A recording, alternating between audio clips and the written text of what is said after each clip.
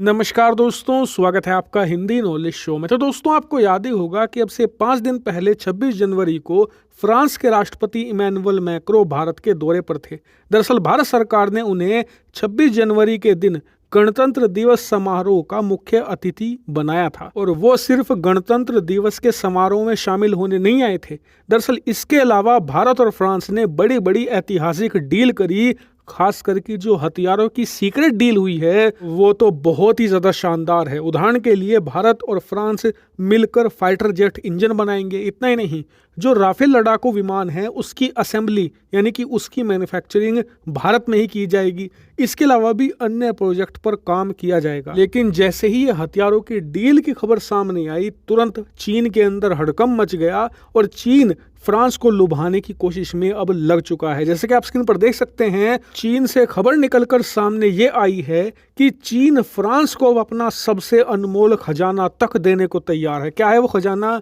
चीन की मार्केट का एक्सेस। दरअसल चीन के राष्ट्रपति शी जिनपिंग ने खुद ये बात कही है स्टेटमेंट में कि अगर फ्रांस हमारे देश के अंदर किसी भी सामान को बेचना चाहता है और उसे कुछ दिक्कतें पैदा हो रही हैं, तो उस मामले में हम फ्रांस के लिए स्पेशली अपनी मार्केट खोल देंगे, जिससे होगा ये कि फ्रांस की चीज़ें चीन में आसानी से बिक पाएंगी और फ्रांसीसी कंपनियों को मोटा मुनाफा होगा। फ्रांस की सरकार भी टैक्स के तौर पर अरबों डॉलर कमा सकेगी। इतना ही नहीं, आगे ये भी कहा है कि हम दोनों देश मिलकर इन्वेस्टमेंट पर भी काम कर सकते हैं। दरअसल चीन के अंदर कुछ ऐसी एक्सक्लूसिव चीज़ें हैं जिसमें विदेशी निवेश नहीं किया जा सकता, लेकिन अगर वहाँ निवेश किया जाए तो मोटा मुनाफा होगा जिसने पैसा लगाया है।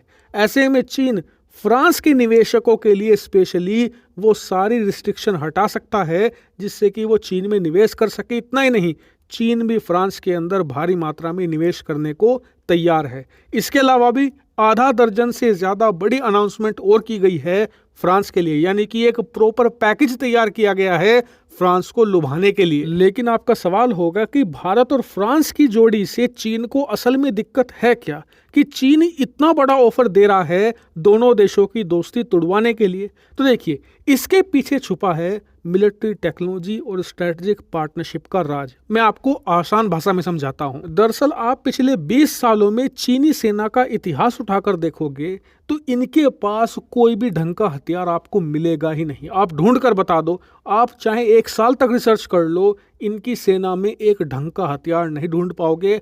हर हथियार में कोई ना कोई फॉल्ट होता है और वो फेल हो जाते हैं। इतना ही नहीं, एक और ख़ास बात है चाइनीज़ हथियारों की। इनकी सेना के हथियार हर कुछ सालों के बाद डिसअपियर हो जाते हैं, मतलब गायब हो जाते हैं। क्यों? क्योंकि जैसे कि इन्होंने कोई हथियार बनाया आज 2024 में, उसे बनाने में लगेंगे 4-5 साल, यानी कि 2028-29 तक वो बनकर तैयार होगा।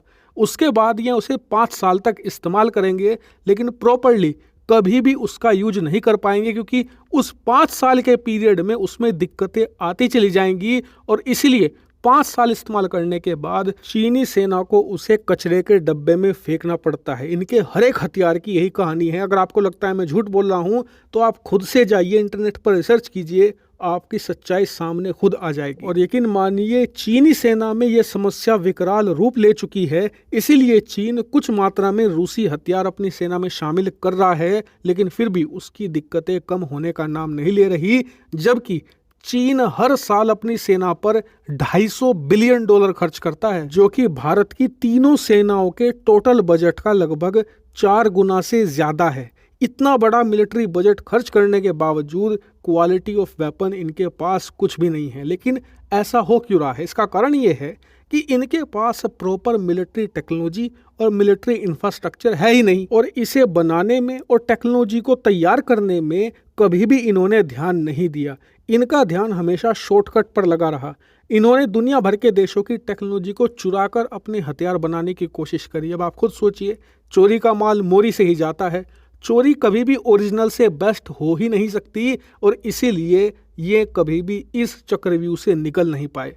चीन को अब डर ये है कि जिस प्रकार की पार्टनरशिप भारत और फ्रांस की हो रही है ना, ऐसी कभी ना तो भारत और रूस की थी और ना ही आगे चलकर भारत अमेरिका की हो पाएगी, क्योंकि फ्रांस भारत को ऐसी एलीट टेक्नोलॉजी ट्रांसफर कर रहा है जो आज से पहले किसी भी देश ने किसी के साथ नहीं की। यहाँ तक कि अमेरिका ने ब्रिटेन तक के साथ ऐसी टेक्नोलॉजी शेयर नहीं करी, फ्रांस भारत के साथ वो शेयर कर रहा है। और इस वजह से आने वाले समय में भारतीय सेना के पास जो हथियार होंगे उनकी क्वालिटी शानदार होगी, क्योंकि भारत के हाथ में ओरिजिनल टेक्नोलॉजी होगी जो भारत ने चुराई नहीं होगी, बल्कि लीगल तरीके से साझेदारी करके हासिल करी होगी। और इस वजह से भारतीय सेना चीन पर बहुत ज्यादा बड़े लेवल पर हावी हो जाएगी, और चीन ये नहीं होने देना चाहता। इसीलिए चीन ने साइलेंसर रणनीति अपनाई है। मैं आपको समझाता हूँ। इसके ऊपर आप देखिए, 3 इडियट का ये कैरेक्टर तो याद होगा, इसका नाम था चतुर रामलिंगम, वैसे इसे साइलेंसर कहते थे।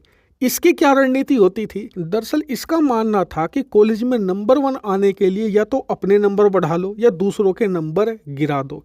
चीन यही कर रहा है।